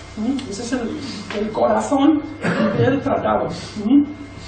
Atacar el tema de las barreras no arancelarias, porque las barreras arancelarias nos han dicho que son muy pequeñas. Más cosas que podemos decir. Bueno, aquí siempre va tirando botes de humo para que, digamos, este mandato despiste, ¿no? Aquí dice los desafíos específicos a los que se enfrentan las pequeñas y medianas empresas para contribuir al desarrollo del comercio y la inversión. Evidentemente, las pequeñas y medianas empresas no tienen nada que hacer en esta lucha de tiburones, que es destruir las barreras arancelarias, el libre comercio. Quien tiene que perder son las pequeñas y medianas empresas.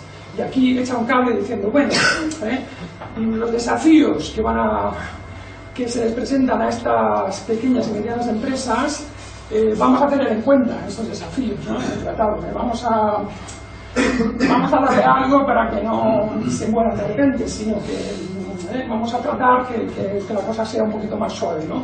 Pero ya solamente con estas palabras es claro por dónde van los tiros, ¿no? Bueno, aquí también habla de que el compromiso de las partes de comunicarse con todas las partes interesadas, incluido el sector privado y las organizaciones de la sociedad civil, eso se está incumpliendo. No hay contactos con la sociedad civil, los negociadores solamente tienen contactos con los lobbies corporativos. No tienen contactos apenas con la sociedad civil, y cuando tienen contactos con la sociedad civil son determinadas organizaciones muy elegidas y con unas transferencias de información mínimas. O sea, no hay un control social de lo que se está negociando en estas 7 rondas, y sí que hay un control por parte de las corporaciones de lo que se está negociando. Por lo tanto, eso también son humos que lanzan para que en realidad se está haciendo todo lo contrario. Bueno, se habla de la compatibilidad reglamentaria, eso lo hemos comentado antes aquí, se ha comentado aquí. Aquí, fijaros lo que llegan a decir: el acuerdo debe reconocer que las partes no alentarán el comercio o la inversión extranjera directa mediante una suavización de la legislación y las normas internas en materia de medio ambiente, trabajo, salud y seguridad del trabajo, ni de las normas laborales básicas, ni de las políticas y la legislación destinada a proteger y promover la diversidad cultural. Cuando se hace tanta incidencia en esto, es que en realidad se está mintiendo descaradamente. Es decir, se está diciendo esto, pero en realidad se está haciendo justo lo contrario. O sea, este es un mandato, el texto de este mandato es confuso e intenta hacer ver cosas que no se están haciendo justo lo contrario. Bueno, la desaparición de los aranceles, lo ha comentado, se suprimirán todos los derechos de aduana, impuestos, tasas, gravámenes, etcétera. El libre comercio, el libre comercio. Pero en una situación de libre comercio, ¿quién sale beneficiado en una situación de libre comercio? En una situación de libre comercio sale beneficiado siempre la parte que sea más fuerte, la parte que sea que tenga una mayor competitividad. En el caso, por ejemplo, de la agricultura, luego lo vamos a comentar, ahora mismo las relaciones que hay entre el País Valenciano y Estados Unidos, nosotros, bueno, vamos a hablar del País Valenciano, Comunidad Valenciana, ahora mismo, el año pasado, se compró a Estados Unidos por valor de 195 millones de euros, productos agrícolas y productos alimentarios, y se vendió solamente 50. ¿Vosotros pensáis que con un libre comercio, qué es lo que va a aumentar más? ¿Qué es lo que va a aumentar más cuando las fincas agrícolas en Estados Unidos son inmensas, cuando la producción agrícola allá es absolutamente mecanizada, industrializada, y los productos son mucho más baratos? ¿Qué le va a pasar a la almendra, por ejemplo, de la montaña de Alicante? Ya desde hace muchos años está en clara desventaja frente a la almendra californiana, o la ciruela, o cualquier otro producto agrícola. Este 195-50 se va a igualar o se va a aumentar todavía más esta diferencia.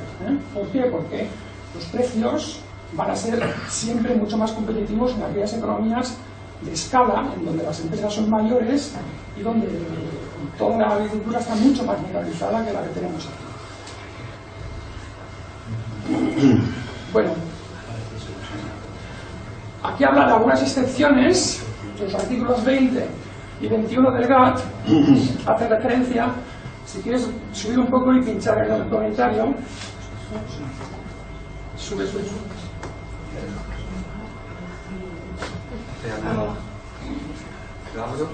No, es... No, vamos a ver, había unos comentarios ahí. Bueno, sí. Vamos a ver, el artículo 20 del GATT es que los estados pueden establecer excepciones en temas de protección del medio ambiente, proteger la salud de las personas, la vida de las personas, de los animales, preservar los vegetales, etc. Conservación de recursos naturales, agotables.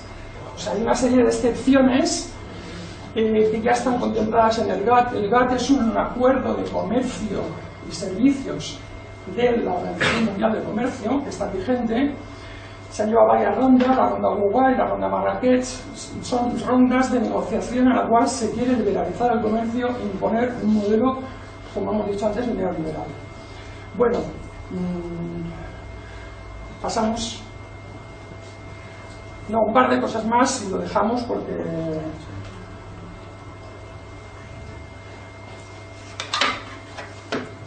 Sí, vamos a ver el comercio de servicios y establecimiento, el tema de los servicios,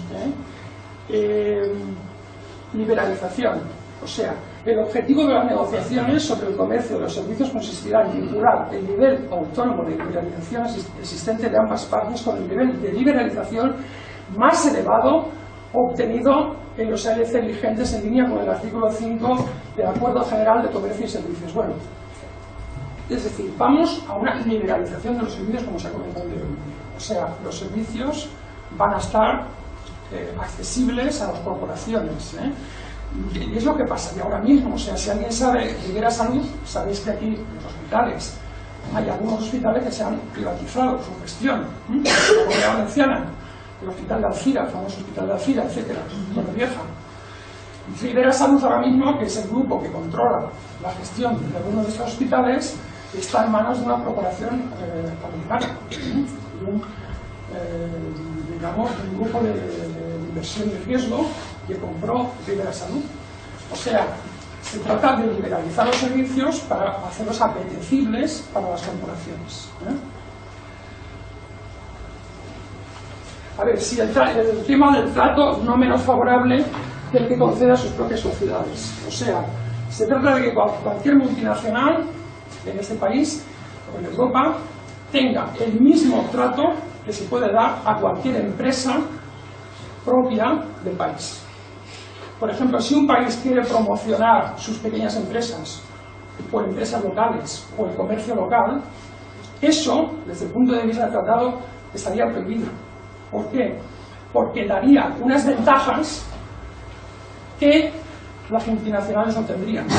Y las multinacionales, como hemos comentado antes, que es la constitución de las multinacionales tienen que tener un trato equivalente al de cualquier empresa de tipo local o nacional.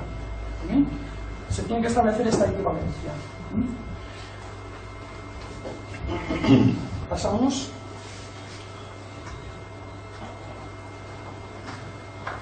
Bueno, aquí dice los servicios prestados en el ejercicio de la autoridad pública, como se define en el artículo 13 del Acuerdo General de Comercio y Servicios, quedarán excluidos de las presentes negociaciones. ¿Qué es el artículo 13?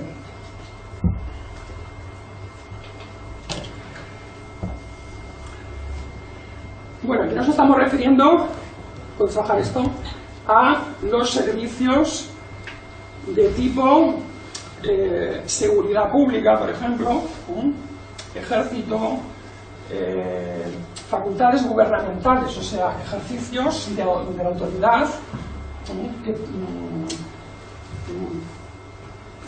que provee unos servicios pero de competencia gubernamental. O sea, estamos hablando de que esos servicios prestados en el ejercicio de la autoridad pública quedan excluidos de las presentes negociaciones. Evidente, ¿no? Claro, es decir, ya están privatizando las cárceles, por ejemplo. He visto en el periódico que ya en la cárcel de Villena hay vigilantes privados, ¿no? Igual de la Guardia Civil. Pero, bueno, no sé, eso es la noticia exterior. Exterior, vale, exterior, sí, la vigilancia exterior. Pero hasta ahora la Guardia Civil. Es decir, las competencias que sean de autoridad pública, esas no entran dentro del acuerdo. Claro, no, faltaría más. Que una multinacional pudiera girar una cárcel o, yo qué sé, hacer los servicios de policía, ¿no? En fin. También este capítulo no abarcará los servicios audiovisuales. Los servicios audiovisuales están excluidos del tratado. Son los únicos servicios claramente excluidos que aparecen en el mandato. Es decir, los servicios audiovisuales, digamos, la elaboración de películas, audiovisuales, todo el mundo, digamos, claro, si entramos aquí, Hollywood ya lo tenemos en todas partes, ¿no? Pero, claro, si esto defiende encima a las empresas audiovisuales, pues poco nos quedaría por hacer, ¿no? Es decir, que el cine europeo que estaría claramente en desventaja si también incluiría los servicios audiovisuales. Bueno, yo no quiero aburrirme porque solamente son 19 páginas, únicamente quiero pasar al tema político, ¿no? Es decir, vamos a ver, este tema no ha aparecido en los medios, la primera vez que se ha discutido en el Parlamento fue en mayo, una iniciativa de la iniciativa plural, en la cual se propusieron una proposición no de ley, en la cual se proponían 3 cuestiones. Una, que este tema fuera sometido a referéndum, es decir, porque el mecanismo de aprobación del tratado va a ser un mecanismo, como se ha dicho antes, aprobación del Parlamento Europeo, pero no pueden modificar ni una coma, es decir, es aprobarlo sí o no, y luego lo van a tener que aprobar cada uno de los estados. Se supone que van a tener que pasar por los parlamentos nacionales de cada uno de los 28 estados, ¿vale? Ese es el mecanismo de aprobación. Pero ese mecanismo, bueno, la izquierda plural proponía que hubiera un referéndum, ¿no? Que hubiera una participación pública para que la gente pudiera expresar su opinión. Evidentemente, eso fue rechazado por el gobierno, con los votos del Partido Popular, Convergencia, PNV y UPyD, y también el PSOE. El PSOE apoyó algunas partes de la proposición, pero otras no. El Partido Socialista se ha definido a favor del tratado y también a favor de la cláusula de ISDS hasta hace muy poco. La semana pasada, hace 10 días, Inmaculada Gómez Piñero, que fue secretaria de Estado de Infraestructuras, hizo una rueda de prensa con el Chimo Puig y parece ser que el Partido Socialista ya no está de acuerdo con esta cláusula. Está de acuerdo con el tratado, pero no está de acuerdo con la cláusula. Francia también ha dicho que no está de acuerdo con esta cláusula, y en la Unión Europea pues ha habido un verdadero lío. O sea, por una parte, la Cecilia Malmström llegó a decir que la ISDS no estaba en el tratado. Quería ver la cláusula del ISDS, pero bueno, primero vamos a ver lo de Chimo Puig. Y luego tuvo que rectificar diciendo que sí que estaba y que era muy importante. Bueno, ha habido una carta de 14 estados, que si queréis la podemos también, se ha filtrado esa carta, en la cual se pide a la Comisión Europea que acelere la negociación del tratado y que se incluya la cláusula ISDS. Entre los firmantes está el Estado español. El gobierno Rajoy quiere que haya una cláusula ISDS en el tratado, quiere que se apruebe el tratado rápidamente y que haya esa cláusula. Nos podemos preguntar por qué. No veo la carta. Sí, hay una carta por ahí, ¿no? Si no... Bueno, a ver. Más para abajo, a ver si está claro. Explícala por encima si puede ser, porque si no... Bueno, vale. Los motivos por los cuales el Estado español quiere que haya una cláusula ISDS.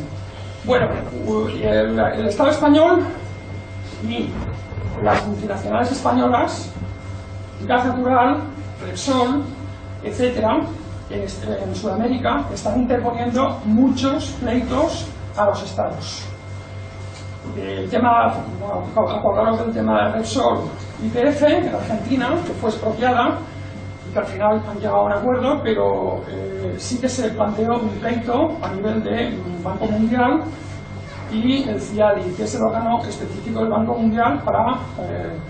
es una especie de tribunal de arbitraje.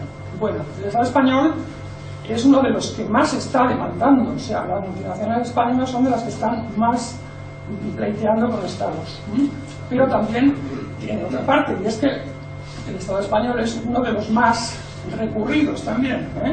Hay ahora mismo más de 11 pleitos internacionales por el tema del corte de las subvenciones a las energías renovables. Por lo tanto, tiene una de carne y una de arena, pero el Estado español presionó hace poco, recientemente, además la carta está firmada por el secretario de Estado de Comercio, el Jaime Legaz el famoso Nicolás, el amigo de Nicolás.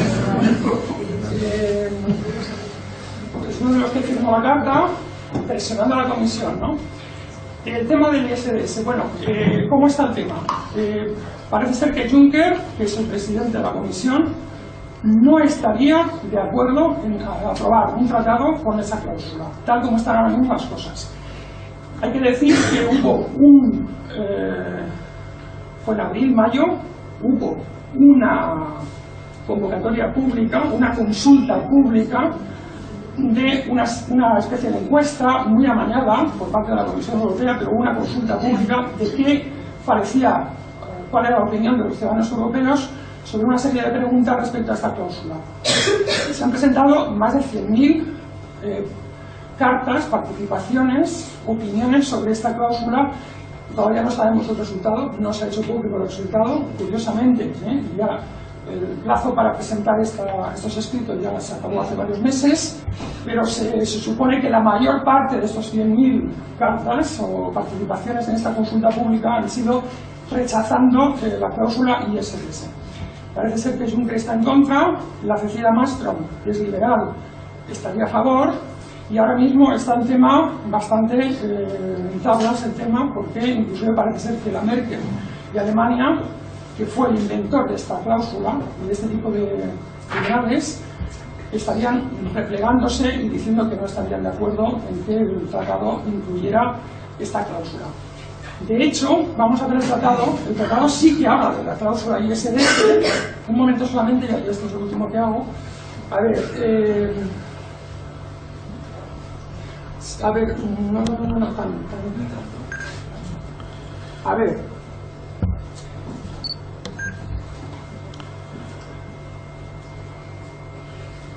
A ver, el acuerdo debe tener como objetivo prever un mecanismo eficaz y vanguardista de solución de diferencias entre inversores y estados, que ofrezca transparencia e independencia de los árbitros y previsibilidad del acuerdo. O sea, está por una parte apostando para que haya esa cláusula. Lo que pasa es que en el siguiente artículo impone una serie de condiciones. De que esos pleitos no pueden ser aquí lo tenéis. El mecanismo de solución de diferencias entre inversores y estados debe contemplar salvaguardias contra las demandas claramente injustificadas o frívolas. Claro, este mecanismo puede dar lugar a que las multinacionales hagan demandas contra estados que no tengan ningún tipo de fundamento, claro, porque aquí se habla de que pueden pleitear contra estados siempre que adopten algún acto normativo o alguna decisión que sea injusta, desproporcionada, arbitraria, pero claro, ¿quién dice eso? ¿Es arbitrario o no arbitrario? Eso lo va a decir el Tribunal de Arbitraje. Hemos dicho que son 3 abogados, uno puesto por la multinacional, otro puesto por el Estado y el tercero se supone que es neutral. Esta gente cobra 2.000 euros a la hora. O sea, el trabajo de este tribunal es carísimo. Meterse en un pleito de estos para cualquier estado es sangrante, porque te dejas ahí lo que tienes y lo que no tienes, aparte de lo que te pueden demandar, lo que te pueden pedir el dinero que te pueden pedir, ¿no? Bueno, por lo tanto, esa cláusula que en este mandato se dice que tiene que estar, pero después se impone una serie de condiciones, que luego, si queréis, en el debate lo comentamos. Muchas gracias por vuestra atención.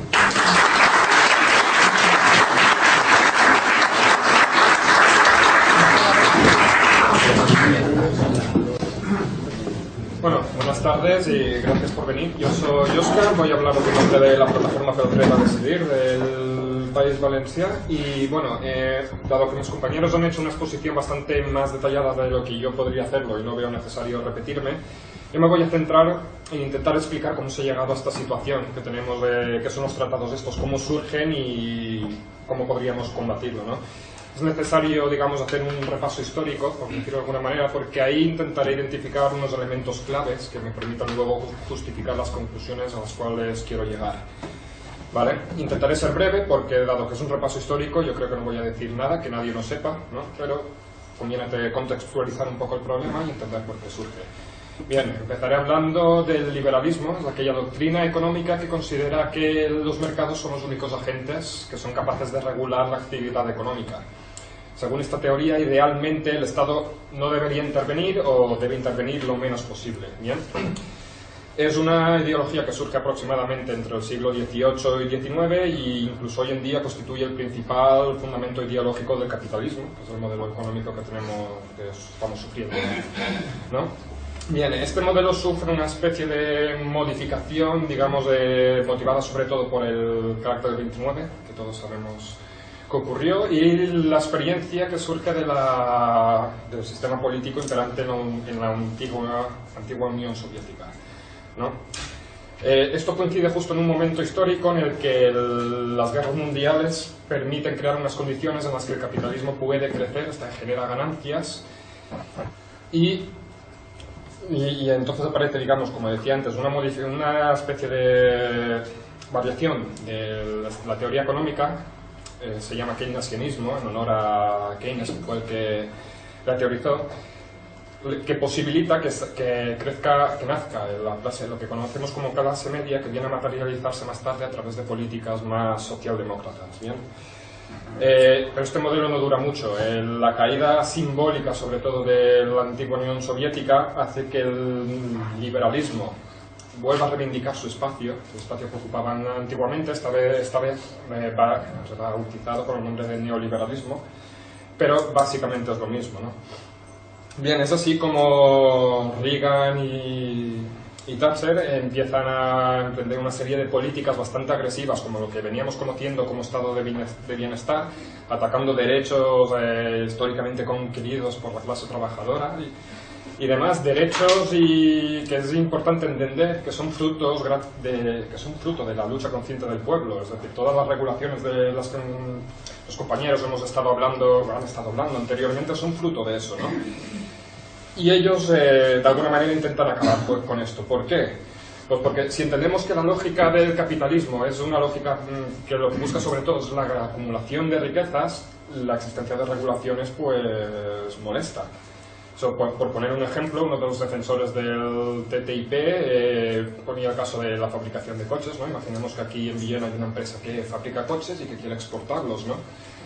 Bien, para comenzar, si los quiere vender en el Estado español, habrá una serie de regulaciones que tiene que pasar, eso ya encarece el producto. Pero claro, si luego quiere vender en Francia o quiere vender en Estados Unidos y las regulaciones son diferentes, las tiene que volver a pasar, con lo cual se van encareciendo los productos, ¿no? Entonces podemos observar aquí como en general ese tipo de regulaciones, y es un poco la conclusión que podríamos ir sacando de esto, es que molestan y quieren acabar con ellas. Bien. Es en este contexto en el que empiezan a surgir los tratados de libre comercio, ¿no? El TTIP es el último que tenemos, no es el único, y aquí se han comentado varios. No se ha comentado el AMI, que es un tratado que sí que bueno, yo por lo menos no lo he escuchado.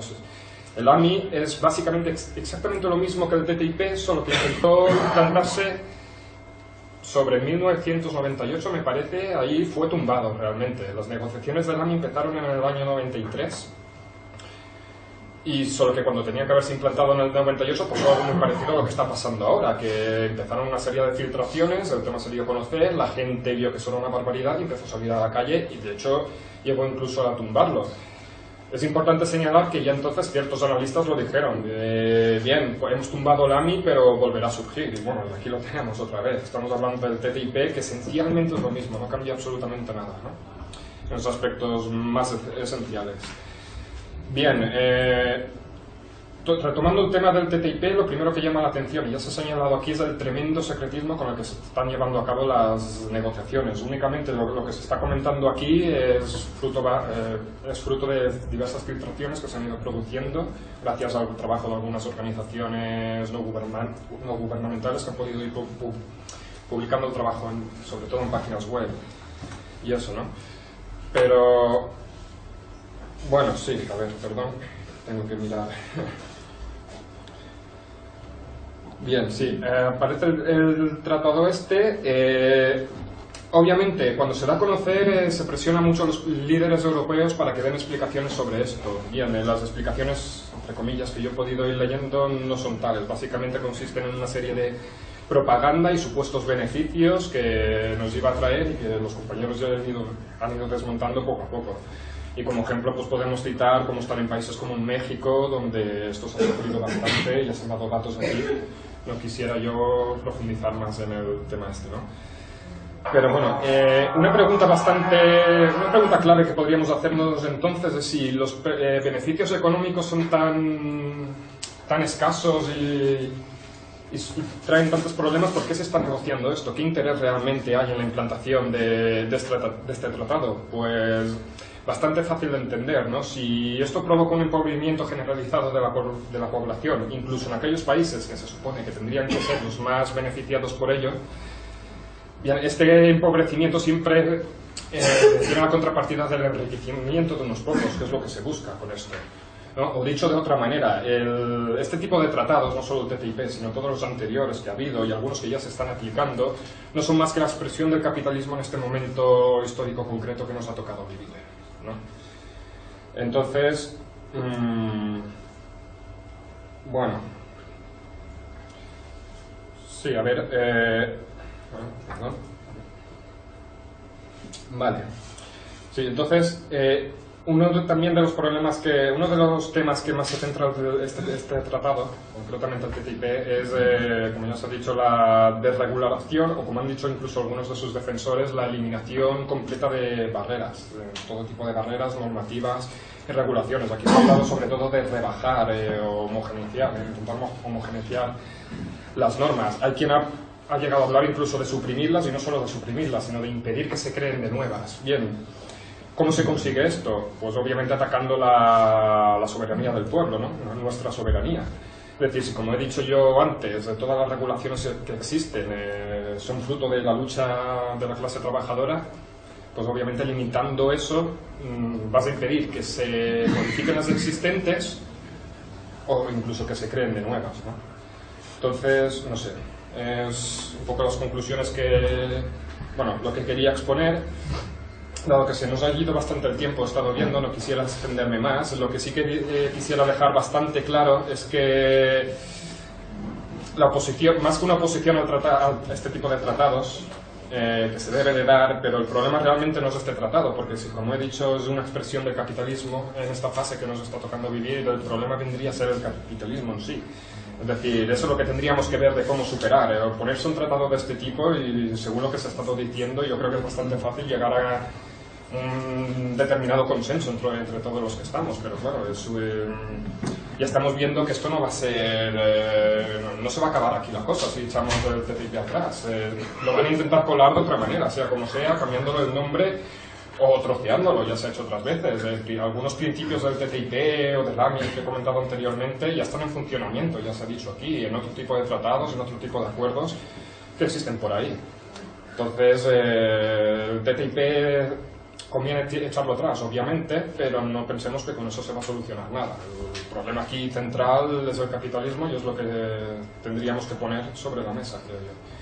Bien, y sin ánimo de alargar más la cosa, espero que acabo aquí, espero que en el debate pues podamos a lo mejor profundizar un poco más.